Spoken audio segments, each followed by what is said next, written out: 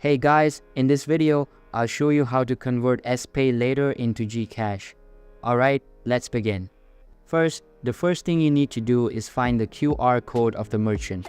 Head to your nearest store or merchant and ask if they offer cash outs. If they do, request their GCash merchant QR code.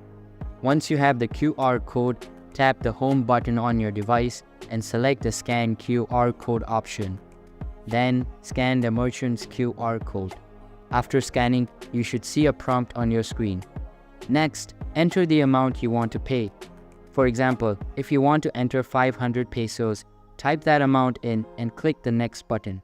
At this point, you will have two options, wallet balance or SPayLater. In my case, I will select SPayLater. Once you've made your selection, hit the Pay Now button. After completing these steps, your transaction should be processed successfully. So that's basically how you can convert SPayLater into GCash. And that's it for this video. If you find this helpful, consider subscribing and giving this a big thumbs up. Thanks.